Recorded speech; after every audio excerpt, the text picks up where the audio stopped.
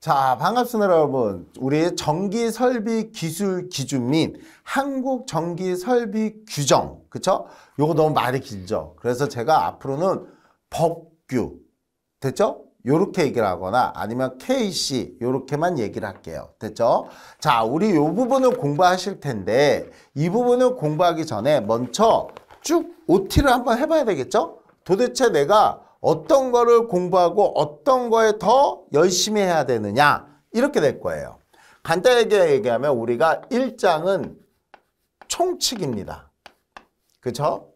그 다음에 2장이 좀 길죠. 우리가 전설로 되게 많은 양이 있고, 그 다음에 3장이 뭐 명칭은 제일 길죠. 저압, 고압, 특고압. 그러니까 저압, 고압, 특고압, 전기, 설비 이렇게 들어갈 거고, 그 다음에 4장이 뭐가 됩니까? 우리가 전기 사용 장소 이렇게 될 거며, 5장이 그쵸? 뭐가 됩니까? 전력 보안 통신.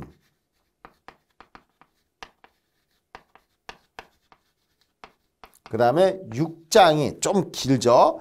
발전소, 변전소, 개폐소, 이에 준하는 곳의 시설. 그쵸?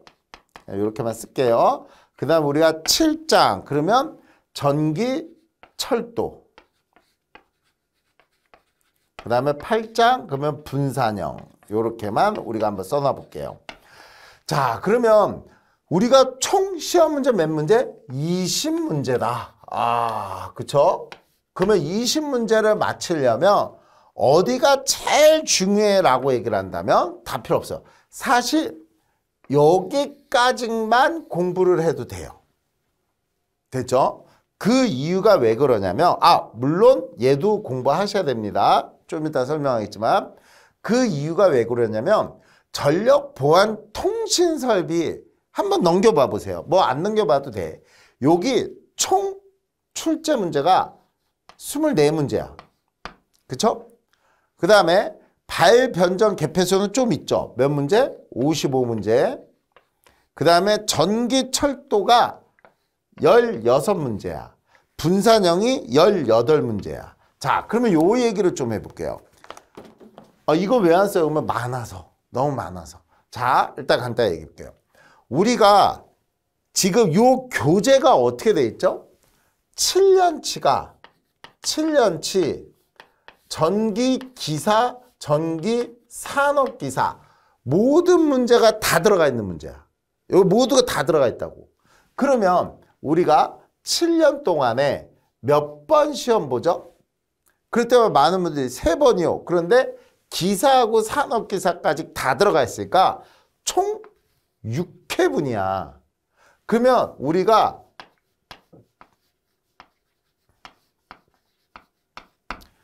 자격증 시험 총 42회분에 관련된 문제가 다 들어가 있는 거예요. 그러니까 관연도 문제를 막 문답하시는 분들 있죠. 그분들도 보통 해봤자 몇 년이야. 7년에서 10년이야. 뭐 짧게 하는 분들은 5년이고. 근데 우리 교재를 열심히만 보면 관연도 문제 좀 안 봐도 된다는 얘기야. 어떤 분들 그래요. 이거 난 진짜 정규반 교재 진짜 열심히 했어요. 근데 한 3년 전 거 딱 봤는데 뭐 10몇 개 나와. 그러면 그건 공부가 안 된 거라니까. 왜? 우리 교재 거를 다 했다면 만점 맞아야 되는 거야. 한 문제도 안 빼놓고 다 들어가 있거든요. 그러니까 우리는 42회분인데 자, 여기서 이제 얘기해 볼게요. 24문제 들어가 있대. 그러면 얘는 내가 시험 볼 때 나올 확률이 0.5문제야. 뭐 0.6, 0.7 되겠죠. 그러니까 어떨 때 내가 시험 볼 때 봐보면 저 전력보안 통신 문제는 한 문제가 나올까 말까 이 얘기야. 그런데 얘는 당연히 나오죠. 얘는 무조건 나오지. 얘는 나오지. 그러니까 얘는 해야 돼. 근데 얘 봐봐. 얘네 둘을 합쳐도 34문제야. 둘을 합쳐도 34문제야. 그러니까 얘도 공부를 해봤자 0.7, 0.8이라는 얘기야. 그쵸? 비율적으로 따졌을 때. 결론적으로 따지면 무슨 얘기냐면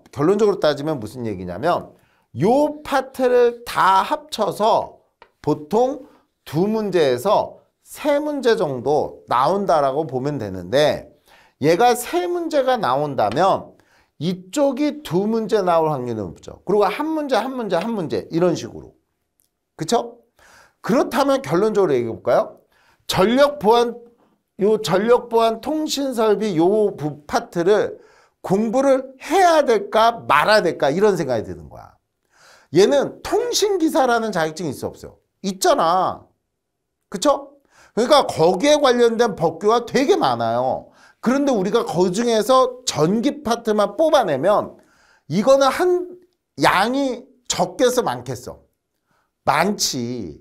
많아.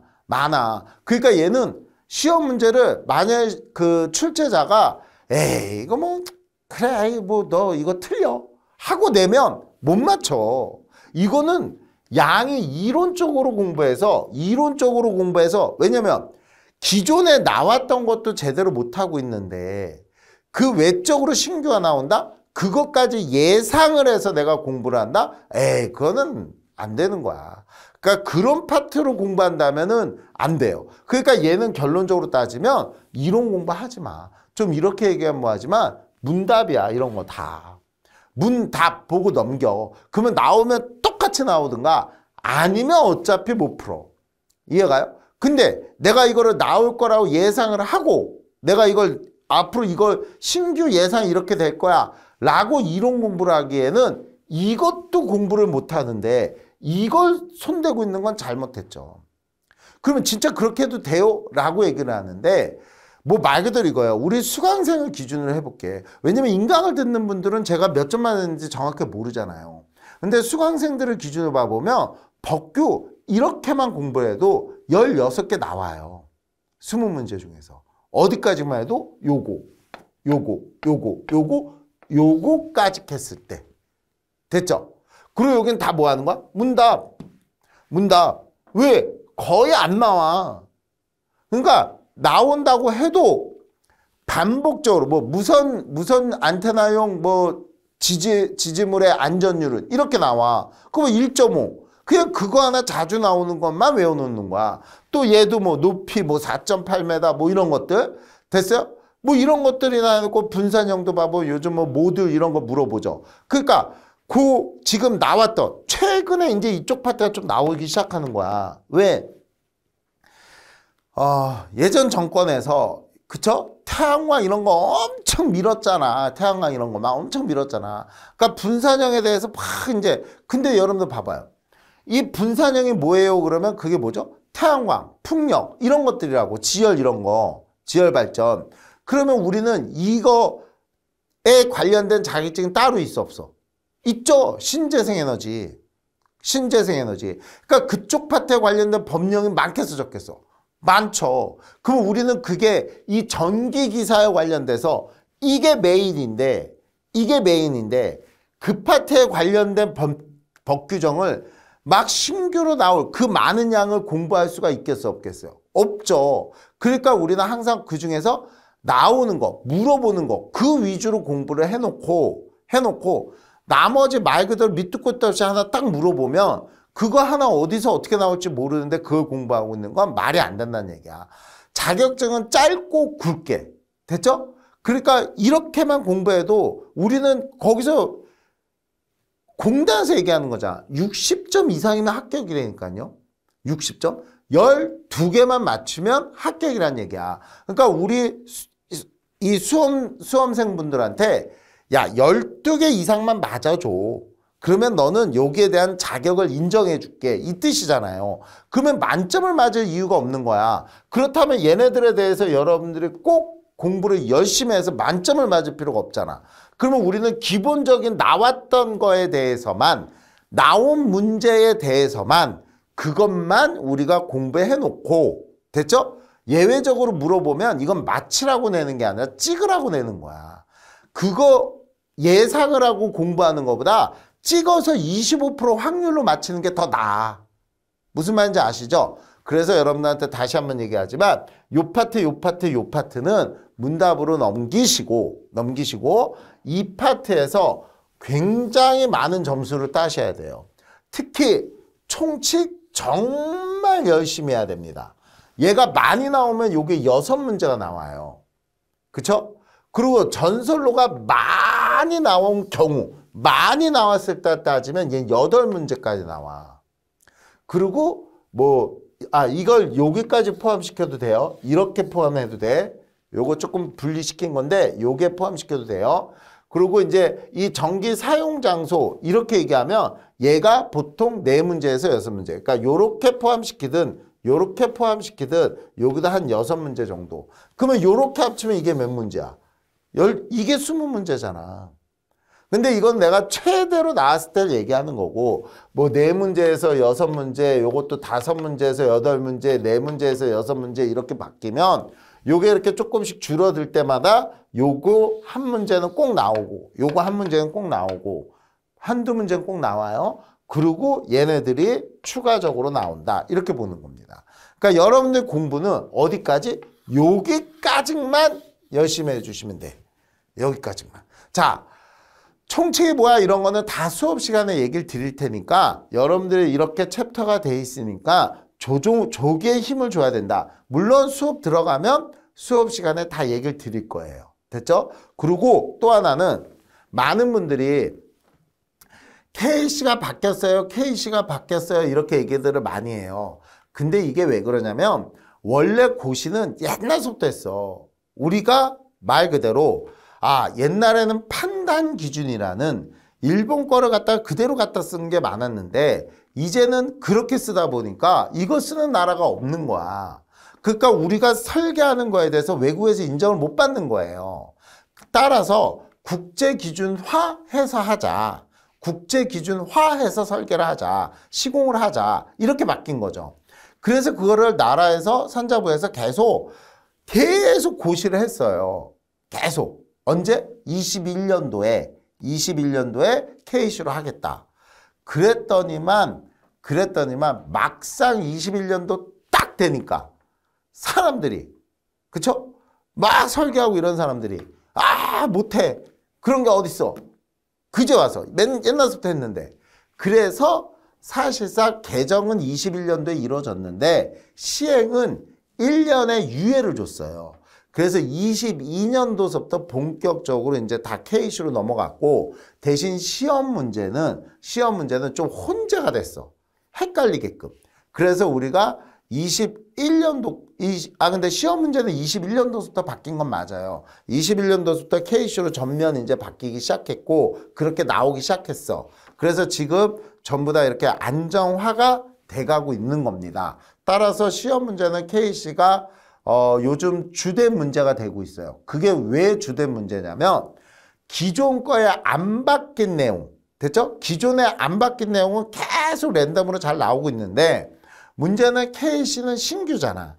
그러니까 신규 파트가 계속 나오는 데가 이제 KC 변경된 파트. 대표적인 게 뭐예요? 그러면 접지. 이 부분이 없어지니까 문제 거의 절반 이상이 날아가는 거야. 왜?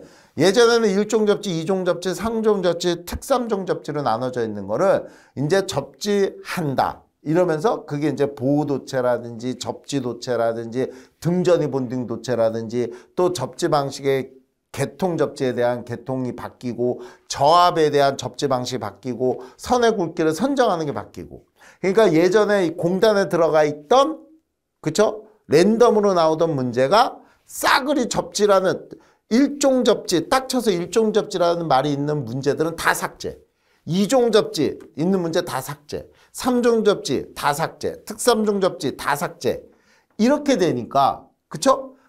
문제가 별로 안 남았어. 그래서 요즘은 다 전기설비 기술기준 및 KC는 신규로 지금 막 집어넣기 시작하는 거야. 물론 예전에도 넣었지만 기존 틀에서 숫자가 바뀌거나 물어보는 게 바뀌는 게 아니라 전반적으로 새롭게 나오고 있다라고 보시면 될 것 같아요. 따라서 여러분들이 공부를 하실 때 KC 파트 제가 수업 시간에 얘기할 거예요. 이건 기존 문제 안 바뀌었어요 라고 하면 얘는 고마운 거야. 왜? 관연도가 그대로 살아있으니까. 그런데 이거는 KC 변경입니다. 라고 하면 그 부분은 이제 내가 신규 예상도 어떻게 나올 수 있겠구나. 물론 수업 시간에 얘기해 줘요. 요거 지금 요거 나왔지만 요것도 나올 수 있습니다. 라고 얘기를 해 드릴 거예요. 그러면 거기까지는 공부를 해 주셔야 돼. 됐죠? 그리고 총칙이 매우 중요한 이유는 얘는 필기 실기 거의 대부분은 다 차지해요. 그러니까 얘는 꼭 외우셔야 돼요. 법규를 열심히 해야 되는 이유는 여기에 나오는 내용의 80%가 2차 실기에 관련돼 있어. 그러니까 여기 꼭 진짜 열심히 하셔야 돼요. 대신 전설로는 안 바뀌었어. KC로. 그러니까 고맙지. 얘는 문제들 그대로 살아있단 얘기야. 따라서 여기서 점수를 많이 받으셔야 돼. 여기서. 얘도 별로 안 바뀌었어. 그래서 여기서도 점수를 많이 받으셔야 돼. 그래서 총칙, 전설로 이 부분에 대해서 점수를 기본적인 점수들은 꼭 맞춰줘야 돼요. 그러니까 기존에 게 살아있는 문제들은. 근데 KC로 변경된 부분은 지금 나온 문제와 예상까지 하셔야 된다는 뜻이야. 됐죠? 그런데 전설로는 이 부분은 2차 실기에는 거의 안 나오니까 이 부분은 필기 위주로 좀 공부를 해주시면 되겠고 전기 사용 장소도 일부 실기에 관련돼 있으니까 이 부분도 좀 주의 깊게 공부하셔야 된다. 물론 수업 시간에 다 얘기해 드릴 거예요. 너무 걱정하지 마시고. 따라서 이런 식으로 구성되어 있고 나는 어디까지 제일 중요하게 많이 봐야 되고 많이 신경 써야 되고 어느 부분은 지금 이거 문제 안 풀 수 없잖아. 내가 해도 안 봐도 돼. 그냥 이런 거. 그쵸? 보지 마. 안 봐도 돼. 그냥 뒤에 문답하셔도 돼요. 됐죠? 굳이 저것 때문에 신경 쓰지 마세요. 그래서 저기서 총 5개 챕터만 주의 깊게 공부해 주시면 될 것 같습니다. 자, 우리 뒤이어서 바로 우리 본론으로 교재로 들어가도록 하겠습니다. 여기까지 수고하셨습니다.